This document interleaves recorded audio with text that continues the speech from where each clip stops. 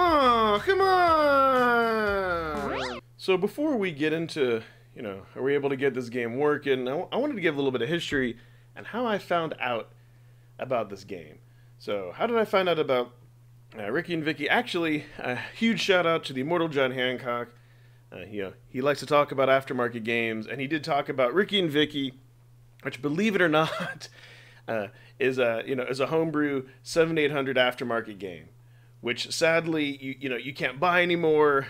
It shows here that it's a 6 meg cartridge. You'll definitely see that it doesn't look like a 7800 game. I'm really impressed what they were able to do for the graphics and all that. So you may ask, how can I go ahead and play this game? And I'm going to get to that. You can buy it on Steam.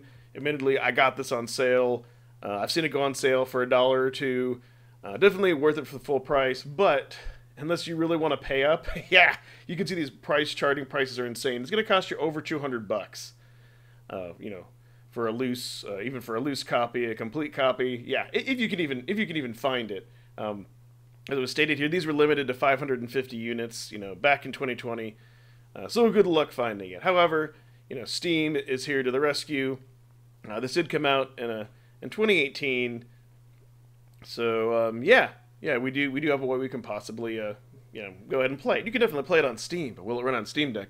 Now, for those of you who are curious, because somebody did read a thread, they said they want to be able to play this, on an emulator or RetroPie or whatnot. And pretty much what the developer themselves said, at the writing of this, that basically it uses the BUP system, for a 7800 emulator, and they had to do some custom game mapping, for the audio hardware and all that. So it looks like with their sponsor that they really had to customize this, and it ties into the emulator, that they don't have a ROM, available, which is a shame because you'll see here in a moment my frustrations getting this game working. I'd be like, cool, if there was just a ROM of this, it'd be nice to load this up in an emulator and be done with it. But no, that's not the case. So let's go ahead, let's get into this. Let's see if I was able to go ahead and get this game here working on deck.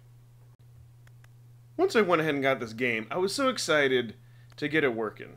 So first, what I went ahead and tried is I went to Proton DB and I did a search. And keep in mind, they marked this as platinum, right? Okay, marked it as platinum. Said you have to use 5.13/-6 Proton. And then it said after launch requires you have to reboot, blah, blah, blah, blah, blah, and then it works. And keep in mind, they marked this as as platinum, and this was 10 months ago. And then I believe there was a few other people down here. They said, excellent, they got it working, and all that. So keep in mind, this is platinum. I saw that, and I went ahead, and I bought the game, and I was like, great, let's go ahead and get it working. So let's go ahead and do that. We go under here, and then we go to our properties, and for compatibility, we've got 5.13-6. Excellent. So we start it up. And to no surprise, as you saw there in my intro video, that the game is not going to work. It just gets here at a black screen. And the first time I went ahead and I tried this game, it did work, right? It did work, and I was like, why isn't it working? So, this is so stupid to get this working that was left out. If you go ahead and press the Steam button, just like that, let the menu come up, press it again, and then now you'll start to see the frame rate flip, and boom! It kicks in. That was left out, and I was really frustrated because it worked the first time, and then after that it didn't. So, when you do go ahead and play the game, now only the analog stick is going to be working for you. That's one thing I want to point out. If we go ahead and we look here, let's go into the controller settings, and that's the official layout, keep in mind. And I just want to show you, it has all the buttons and everything mapped. Now, there is one minor change I had to go ahead and do to one of the triggers. I mapped R2 to F2, and I'll show you why here in a moment. But this is the official layout and all that. But yeah. The problem is, and I've got in there blue to the until I was blue in the face, playing with the buttons, the D-pad does not work. It just does not work at all by default. And for me, yes, it is very playable with the analog stick, but for this game where you do need to use Twitch to do certain things, it's a lot more difficult. I really wanted to use the D-pad. I searched for the forums, And I found that this is using a custom Atari 7800 emulator, and you do have to press F2 to go ahead and map it. So let me go ahead and that's why I went ahead and I mapped it to R. So press F2, boom, here's our menu. Now you can go ahead and do this with the touch screen. You don't have to enable a mouse or anything. Unfortunately, because I'm docked, I can't do that. So what I'm doing right now that it's docked is I'm going to use my finger to click on Set Player 1. Let me go ahead and plug it back in. And you'll see it'll come back up here on the screen now. And it's going to go ahead and show us this mapping. So now all you have to do on the D-pad is press up, down, left, right, A for jump, X for interact, and then your select button. These are already mapped, but it's going to be the left button, next to the D-pad with the two windows, and then of course the triple slash on the right for your start, because that's how it should be. Now let me go ahead and unplug it again, and I can click on OK. And now let me go ahead and bring it back. And what this will let you do is this will let you go ahead and go in and use the D-pad, which is great. But now let me go ahead and exit the game. And I should mention I couldn't find initially I couldn't find a key to go ahead and map it to quit out of the game. It was going to be like very annoying to have to hit the Steam button and to have to go ahead and go up here and go down to exit. But I found a trick for that too. So we go to controller settings. Let me go back here. And then go back to my triggers, and L2. I don't know if this was added recently, but you can force the game shutdown. I tried, I tried using Escape, Alt F4. None of that worked. And the great thing about this game, it does have save states. It'll save exactly where you left off. But now that I have that mapped, let me press L2, and boom, it's going to go ahead and it closed me out of the game. So you don't want to press it by accident during your game. That would be pretty bad. But yeah, otherwise, that's what you have to do. Now, I'm going to go ahead and fire up the game again, and I just want to show you that here's a very annoying thing. It does not save your button mapping. So every time you boot up the game, you're going to have to wait for it to load. You're going to have to hit the Steam button, and then press it again. Before, I thought you had to go into resume, so at least this is quicker. Now, it's not going to go ahead and save your button mappings. Let me show you. Press R, and you can see they're mapped to the axis. They're not mapped to the D-pad, but you can see that at least the buttons themselves are still mapped. So if you're fine playing with the analog stick, you don't have to do this. But I think you're gonna find that it's gonna be very frustrating if you don't go ahead and do that. So now let me go ahead and quit out of the game. And see, and I could even press L there. And I want to show you something else. So you may be asking, well, why do you have to use that proton? Let me go ahead and show you what happens. So let me go ahead and go back under here. And let's go ahead and, actually, you know what? We don't even need to do that. Uncheck force compatibility. That way, that's going to automatically make it use whatever latest proton you have. So let's go ahead and go back. Let's fire it up and see what happens. It may take it a second longer. Oh, no, it didn't, because I've already done this before. So you're going to see what happens, and, will it load into the game with the latest proton? Let's find out. It's going to take it a little bit longer, and I'm doing this all in real time without editing this down, because I just want to kind of show you, the fun of tinkering and what I've gone to go through. Okay, so we got our black screen. Hit Steam button. Hit Steam button again. It comes up. No problem. But guess what? I'll just press R. Let me show you. Take a wild guess. Now nothing is even mapped. Nothing at all. You can't even use the D-pad. You can't even use the analog stick. Nothing. It's mapped to the default keyboard. So yeah, I can press L. I can exit out. And just to let you know, there is a default configuration file that's in the folder for all this, and I really did try, messing around with it and seeing if I could go ahead and copy and map all the buttons and maybe it would save it. No, I've I've spent like an hour or so just trying to really mess around, seeing if you didn't have to do this and press R every single time to launch the game. But unfortunately, you do, even if you're fine with Oh no, I'm sorry. Unless you don't want to use the D-pad. If you're on the analog stick, you don't have to. But you still have to do Steam button, Steam button. At least you don't have to go in and hit resume and go back. For a while, I thought that was the only way. Now if I go ahead and press R, see? Now everything is mapped back to X input. Otherwise, without that, that's very, very, very, very frustrating here. Alright, now that we've got our buttons mapped and everything figured out, let's go ahead and play this great game. And you notice it says to press start, but really we need to press A. I don't know why, that's misleading. So, you can do two-player co-op local, which is nice. You can be Rikki and Vikki, Rikki alone, Vikki alone. They're both the exact same characters, it doesn't really do anything. We're just going to go ahead and pick Rikki alone. And the story is pretty neat.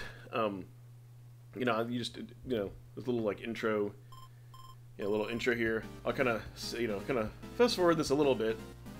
But essentially, your kids are kidnapped by this like evildoer, the Misery Dragon, and this is a puzzle game. So you're gonna have to go through and solve some puzzles. But it's a different type of puzzle game, and so yeah, I'm gonna go ahead and skip this really quickly. But I just want to show you a sneak peek at the intro. It's pretty neat. You know, you do have to, you know, go ahead and rescue your kids and all that. And I love the animation how it's drawn. And keep in mind, as I've talked about earlier, this is for a 7800. The game is for a 7800, so it's amazing what they've done with the graphics and everything here.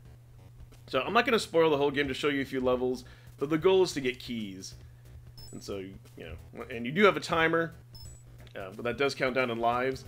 Now, I haven't gotten past the first level yet, but in the instructions it does say that when you do get past each level, then when you game over, you'll start at the beginning of the cavern, which is like going to be like the, you know, the beginning of that level. You don't have to start at the beginning of the game, where that would be impossible. But I have gotten to the boss, so you can go ahead and pick up blocks, and you know, see I'm holding it. You can toss it.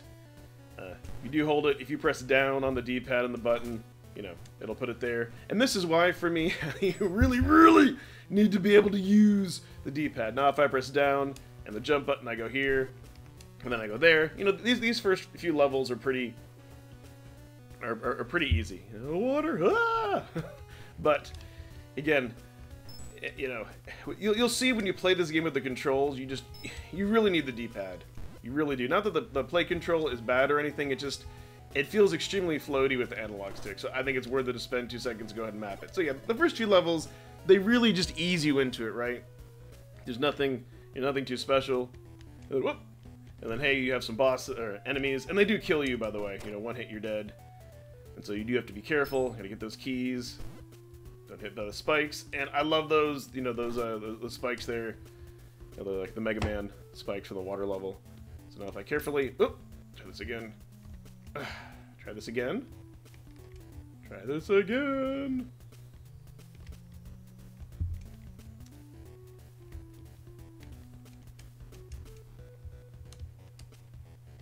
Ah! Yeah. So you can see there's a little bit of a challenge in the game. And so could you imagine, you know, not having comfortable controls with this, what it would be like? All right. Okay, good. So I did get it. Okay. I gotta wait for this bunny creature. Get up here, and boom! I got him. And again, I don't want to spoil this, but I promise you, these few first levels, they're pretty easy. So now we go ahead and we get to a little more complex levels here. And you get some more enemies. You know, you go ahead and you get the keys. You know, rinse and repeat. And then eventually you get to the boss. And I will say the first boss is quite challenging for me. It really was. And all right, we just complete this level here. I don't want to spoil the game. This water is really tough. Okay. So the one thing I do want to show you, in case of those of you who are worried about, hey, what about my progress? So I'm going to go ahead from here, and I'm going to hit the L2 shutdown button that I mapped. It's going to completely close me out of the game. All right, let's go back into it. And I just want to show you how you know, no fear, you can go back in, and you can, you know, remap. I'm sorry, you can resume from where you are. Let me go ahead and hit the Steam key, do the Steam dance. It says, oh, hello again. Looks like you were in the middle of something. You want to continue from where you left off. And then all you do is just press A, and then here you are. And right now I'm just using the analog stick. You know, it still works perfectly. One other thing I do want to show you is, let's take a look at the settings that I have. Whoops, wrong button. I'm sorry. Let's take a look at the the battery life and performance settings. It really doesn't take much for this game to run. We'll see if power tools can cooperate. But let's go into the native Steam settings. So you can see at 88%. You know, I'm getting getting, you know, well close to 5 hours. And this game, like I said, really doesn't take much. Even if you don't have the Decky Plugger add-on here, you really, you know, if you don't have that, using the watt only needs 3 watts, you know, minimal GPU 200, and then of course half rate shading. There's really nothing else. So if you don't have power tools installed, you know, don't worry about it. If you do have it installed, then I put it down to the minimum, just 2 threads, and then 1400 without doing any type of underclocking or anything else. That's the minimum here. We don't need SMT installed. You know, everything is perfect. And I believe like at 100%, you'll get 5 hours of long battery life with this game here. Thank you so much for watching, and if you've made it this far in the video and you want to let me know, please go ahead in the comments below, comment Bucky, and that way I'll know that you went ahead and you watched the whole video. So, now that I've showed you how to get the game working, you know, finally going through all that trouble and whatnot, and even though every time you do have to start up the game, yes, you have to press the Steam button briefly, and you do have to remap the controls, but is it worth it? Yes, I definitely think this game is worth it. It is so much fun. I haven't gotten past the first boss, but you know what? It keeps me coming back for more.